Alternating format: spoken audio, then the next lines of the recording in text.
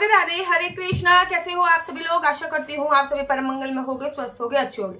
आज मैं बात करूंगी आपसे पापमकुशा एकादशी के बारे में। आप लोगों को पता है कि अश्विन का पावन पवित्र महीना चल रहा है और इस महीने में आती है पापमकुशा एकादशी। जैसा नाम होता है वैसे ही फल देने वाली ये एकादशी होती है। हमारे सभी प्रकार के किए गए मानसिक, शारीरिक और आध्यात्मिक का नाश करने वाली होती है पापमकुशा एकादशी। पापमकुशा एकादशी बहुत इंपॉर्टेंट एकादशी होती है। इसका व्रत रखने से आपके सभी प्रकार के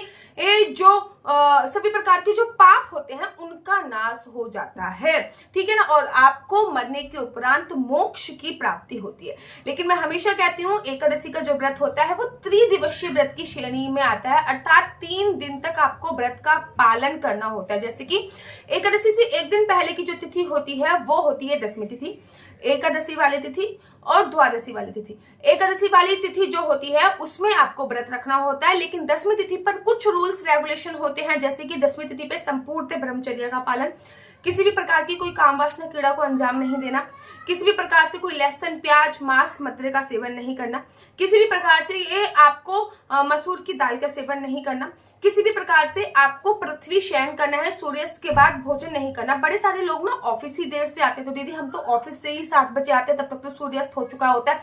ऐसे में क्या करें? ऐसे में आप फलाहारी सेवन का उपयोग कर सकते हो। उसके बाद सुबह सुबह एकादशी होती है, उसके अगले दिन पहले दशमी तिथि होती है, फिर एकादशी होती है, फिर द्वादशी तिथि होती है, ठीक है। अच्छा, दशमी तिथि पर ना मैं शाम को, वैसे दशमी तिथि पर मैं चावल खाने की मनाही कर देती हूँ। क्यों? क्योंकि दशमी तिथि पर फॉर एग्जाम्पल हमने शाम के समय चावल खाया और चावल को डाइजेस्ट होने में 8 घंटे का समय लगा, तो हमारे उदर में, बेशक हम मुंह से चावल नहीं खा रहे, लेकिन हमारे उदर में चावल किसी ना किसी प्रकार से रहेंगे, तो हमको इसको निषेध मानना पड़ेगा, इसको हमें अवॉइड करना पड़ेगा। हमें चावल नहीं खाने होते हैं, इस बात का आपको ध्यान देना होता है।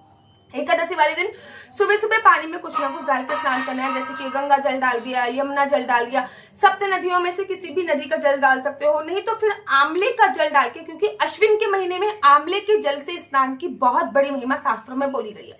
तो आंवले का जल डाल के आप लोग स्नान कर सकते हो। आंवले का जल डाल के स्नान करने की अपनी बहुत बड़ी महिमा हमारे शास्त्रों में आई है। तो आंवले का जल डाल के आप स्नान कर सकते हो। काले तिल हो गए, सफेद तिल हो गए, ये डाल के भी स्नान कर सकते हो। कहने का तात्पर्य है एकादशी वाले दिन कभी भी खाली स्नान ना करें, पानी में कुछ ना कुछ डालकर अवश्य स्नान करें। कभी भी एकादशी वाले दिन खाली स्नान आपको नहीं करना चाहिए।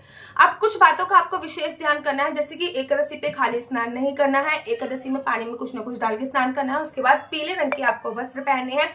पीले रंग के वस्त्र पहनने के बाद आपको पूरे घर पे गंगा जल का छिड़काव करना है। आपके जो भी सीमित विग्रह हैं, जैसे कि लड्डू गोपाल, बाल गोपाल हो गए, ठीक है ना, हाँ, ये सीमित विग्रह होते हैं, इनका आपको संकल्प लेना होता है, ठीक है ना। संकल्प में आपको सुपारी लेनी है, 1 या 2 का सिक्का लेना। उसके बाद ओम श्री विष्णु श्री विष्णु श्री विष्णु, मेरा नाम आशु चौहान है, मेरा गोत्र केम लक्ष्य, मेरा निवास स्थान श्री धाम वृंदावन है। आज मैं पूरी विधि विधान से पापमकुशा एकादशी का व्रत कर रही हूँ। यह व्रत मैं फलाहार खा के करूंगी। भगवान श्री हरि विष्णु मेरा यह व्रत संपूर्ण करने में मेरी सहायता करें। अब आपने संकल्प ले लिया। आपको जिस जगह पे आप हो, फॉर एग्जाम्पल अगर मैं वृंदावन में होती हूँ तो मैं वृंदावन का संकल्प लेती हूँ। अगर मैं दिल्ली वाले घर में हूँ तो मैं दिल्ली वाले घर का संकल्प लूंगी, और अगर मैं अपने पुणे वाले घर में हूँ तो मैं पुणे वाले घर का संकल्प लेने वाली हूँ। इस बात का ध्यान रखिए।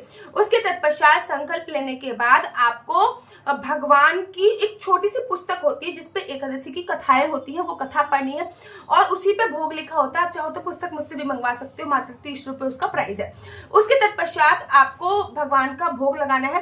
हर एकादशी पे मखाने की खीर तो बनाई जाती है, उसके अलावा हर एकादशी पे भगवान का अपना एक अलग प्रिय भोग होता है, लेकिन खीर तो बहुत इंपॉर्टेंट होती ही होती है, मखाने की खीर।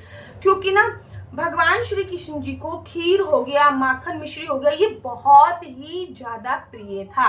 उसके तत्पश्चात आरती करनी है, ठीक है ना। उसके बाद तुलसी माता के पास जाना है। तुलसी माता के पास, देखो बड़े सारे लोग कहते हैं एकादशी पर तुलसी में जल नहीं चढ़ाते। भैया, श्रीधाम वृंदावन में सभी लोग एकादशी पर तुलसी में जल चढ़ाते ही चढ़ाते हैं।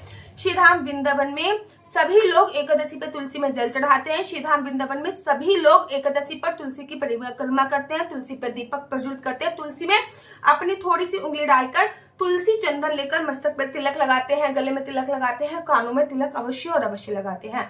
2-3 चीजें याद रखिए बच्चों। तुलसी की एकादशी वाले दिन जितनी पूजा अर्चना वंदना कर लोगे, तुलसी की लकड़ी का दीपक जलाना, तुलसी तोड़नी नहीं है, लेकिन तुलसी की पूजा की बहुत बड़ी महिमा बोली गई, क्योंकि श्री कृष्ण जी की प्रिय बोला जाता है, प्राण वल्लभ उनको बोला जाता है। तो हम तुलसी की, वैसे अगर आप नित्य तुलसी की 4 परिक्रमा करते हो तो उस दिन तुलसी की एटलीस्ट 11 परिक्रमा कीजिए। उसके बाद आपको वहीं पे आसन बिछाना है और वहीं पे आसन बिछा के आपको आपके गुरु ने जो मंत्र दिया है उसका जाप करना है। अन्यथा आप ओम नमो भगवते वासुदेवाय का जाप कर सकते हो। अन्यथा आप हरे कृष्ण कृष्ण कृष्ण हरे हरे, हरे राम राम राम हरे हरे का भी जाप कर सकते हो। अन्यथा आप ओम नमो भगवते वासुदेवाय का भी जाप कर सकते हो। सबसे सर्वोत्तम है आपके गुरु द्वारा जो मंत्र दिया गया उसका भी जाप कर सकते हो। अगर इनमें से आप किसी भी मंत्र का जाप नहीं कर सकते तो फिर हमारे संत श्री प्रेमानंद जी महाराज बोलते हैं राधा राधा राधा कट जाएगी सभी प्रकार की बात है, तो आप राधा राधा का जाप कर सकते हो। उसके बाद पूरे दिन किसी की निंदा चुगली नहीं करनी। अब अश्विन के महीने में बहुत नींद आती है, तो भैया दिन में सोने की मनाही होती है, आराम कर सकते हैं लेकिन नींद नहीं लेनी है, ठीक है ना। पूरे दिन ये नहीं कि फोन पे किसी की चुगली कर रहे हैं, नहीं, दिन में सोने की बिल्कुल मनाही है। फोन पे जितना ज्यादा हो सके यूट्यूब चला दिया करो। मैं तो हमेशा यही करती हूँ, एकादशी वाले दिन यूट्यूब चला देती हूँ, घर के अपने कार्य करती रहती हूँ और यूट्यूब चलाकर मैं हमेशा विष्णु सहस्रनाम का पाठ सुनती रहती हूँ। तो विष्णु सहस्रनाम का पाठ सुन लिया, भगवान श्री कृष्ण जी के भजन सुन लिए, तो ऐसा आपको करना है। शाम की विशेष पूजा होती है, देखो जब भी एकादशी होती है, ठीक है ना, तब आप पूरे दिन में अखंड ज्योत अवश्य जला दिया करो, क्योंकि 15 दिन में एक दिन एकादशी आती है, तो 15 दिन में एक दिन के लिए अखंड ज्योत जलेगी तो आपके घर का वास्तु दोष खत्म हो जाएगा और आपके जो नवग्रह होते हैं वो बहुत अच्छी तरीके से ठीक हो जाते हैं। तो 15 दिन में एक बार आपको अखंड ज्योत अवश्य जलानी होती है, तो 15 दिन में एक बार आपको अखंड ज्योत जला दिया करो। शाम की पूजा के समय घर के मुख्य द्वार पे एक दीपक तुलसी मैया पे, घर के मुख्य द्वार पे 2 दीपक अवश्य जलाइए, अखंड ज्योत अवश्य जलाइए। और एक दीपक ना, अश्विन का महीना चल रहा है, एक दीपक आकाश दीप दान में भी जरूर और जरूर दान करें। उसके बाद पूजा अर्चना वंदना करने के बाद, वैसे तो देखो एकादशी में ना रात्रि जागरण का बड़ा विशेष महत्व है, लेकिन अगर रात को नहीं जग पाओ तो कम से कम 12-1 बजे तक भगवान के नाम का सिमरन करो। भगवान को सुला दीजिए लेकिन आप भगवान के नाम का सिमरन कीजिए। उसके बाद द्वादशी वाले दिन सुबह सुबह उठिए, किसी योग्य ब्राह्मण को घर पर बुला के सबसे पहले भोजन इत्यादि आपको कराना होता है। याद रखिए एकादशी तिथि का जो प्रारंभ हो रहा है वो 2 तारीख को रात को 7:10 पे हो रहा है। दोबारा से बताती हूँ, 2 तारीख को रात को 7:10 पे, अर्थात 2 तारीख को पूरे दिन 10वीं तिथि रहने वाली है और 7:10। तभी मैंने कहा ना कि आपको 10वीं तिथि वाले दिन भी चावल नहीं खाने, क्योंकि 7 बजे से तो एकादशी तिथि प्रारंभ हो गई, ठीक है ना। अब जब एकादशी तिथि प्रारंभ, वहीं पे एकादशी तिथि का जो विश्राम हो रहा है वो 3 तारीख को 6:32 पे हो रहा है, 6:32। उदय तिथि के अनुसार हमारी एकादशी 3 तारीख की रखी जा रही है, उदय तिथि के अनुसार, ठीक है। सूर्यास्त के साथ हमें जो तिथि मिलती है वही तिथि पर हम एकादशी माने रखते हैं।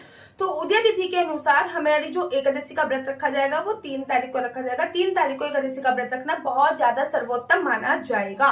तो 3 तारीख को आपकी पापम कुशा एकादशी है और इसका पारण कैसे करना है, कितने बजे करना है, ये सभी जानकारी मैं आपको आगे वीडियो के माध्यम से प्राप्त करा दूंगी। ये मेरा नीचे नंबर दिया हुआ है, मेरा नंबर है 429-20-25-65। आपका बच्चा जॉब करेगा या बिजनेस करेगा, बिजनेस करेगा तो किस फील्ड में बिजनेस करेगा, जॉब करेगा तो किस सेक्टर में जॉब करेगा, क्या है आपके बच्चे का लकी नंबर, क्या है आपके बच्चे का लकी कलर, क्या कुंडली में राजयोग है या नहीं है, कुंडली में संतान प्राप्ति का योग है या नहीं है, शादी की संभावना कब है, ये सभी जानकारी आप में से कुंडली के माध्यम से प्राप्त कर सकते हैं। याद रखिए कुंडली देखना बिल्कुल भी फ्री नहीं है, कुंडली देखने के थोड़े से चार्जेस हैं और इस नंबर पे मुझसे किसी भी प्रकार से कोई भी क्वेश्चन आंसर पूछने के लिए फोन मत कीजिएगा।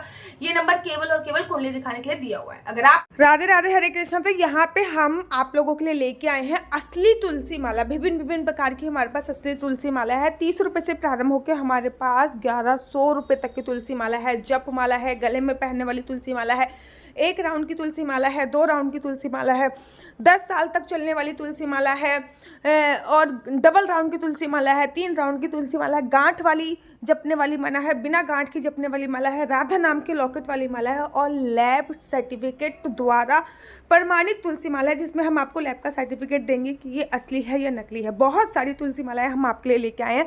न केवल हम आपके लिए तुलसी माला का कलेक्शन लेके आए हैं, अपितु लड्डू गोपाल की असली तुलसी माला जिसपे राधा नाम का लॉकेट है, लड्डू गोपाल के लिए वैजंती माला, लड्डू गोपाल के लिए चंदन माला भी हम लोगों के लिए लेके आए हैं और लड्डू गोपाल की तीनों माला का सेट है, तुलसी माला, चंदन माला और वैजंती माला का सेट भी लेके आए हैं। साथ ही के साथ हम आपके लिए रुद्राक्ष के असली ब्रेसलेट, पानी में डालने वाला रुद्राक्ष, एक मुखी रुद्राक्ष से लेकर 14 मुखी रुद्राक्ष तक हमारे पास सारे लैब टेस्टेड रुद्राक्ष अवेलेबल हैं। आप हमसे ओरिजिनल रुद्राक्ष मंगा सकते हैं। ना केवल हमारे पास रुद्राक्ष अवेलेबल है, अपितु हमारे पास कानों में पहनने वाले राधा नाम के असली तुलसी के इयरिंग्स भी उपलब्ध हैं, जो कि अलग अलग डिजाइन अलग अलग तरीके से आप लोगों को प्राप्त हो जाएंगे। ये राधा नाम के असली तुलसी के कानों के इयरिंग्स हैं और इसमें बहुत सारी वैरायटी हमारे पास उपलब्ध है। आप जल्दी से जो नीचे नंबर दिया गया है उस पर संपर्क करके अपनी चॉइस से कोई भी राधा नाम के इयरिंग्स अपने लिए ले सकते हैं। उनके प्राइस बहुत ही सस्ते हैं, 150 रुपये से फ्री हो 150 रुपये से स्टार्ट होकर मात्र 200 रुपये तक है। और यह है राधा रानी और भगवान श्री कृष्ण जी के चरण, जो आपको अपने मंदिर में जरूर और विभिन्न प्रकार की अलग अलग तुलसी मालाएं आप लोगों के लिए उपलब्ध है। 30 रुपये से प्रारंभ होकर 1300 रुपये तक की तुलसी मालाएं आप लोगों के लिए उपलब्ध है। हम आप लोगों के लिए लेके आए हैं श्रीधाम वृंदावन की रज, 8 प्रकार की रज इसमें उपलब्ध है। न केवल एक सेवा कुंज की, निधि कुंज की, ललिता कुंड की, राधा कुंड की, कृष्ण कुंड की, निधि वन की, यमुना जी की, 8 जगह की ब्रज रज इसमें आपको उपलब्ध हो जाएगी। ऑर्डर जल्दी से जल्दी नीचे दिए गए नंबर पर करिए, हमारे पास लिमिटेड स्टॉक है। राधे राधे। आपको मेरी वीडियो अच्छी लगती है तो आप अपना यूट्यूब चैनल हरि बोल को लाइक शेयर सब्सक्राइब करना बिल्कुल भी मत भूलिए। तब तक के लिए मुझे दीजिए इजाजत। राधे राधे, हरे कृष्णा, हरि बोल। आप सभी को पापम कुशा एकादशी की अनंत और अनंत शुभकामना। राधे राधे, हरे कृष्णा।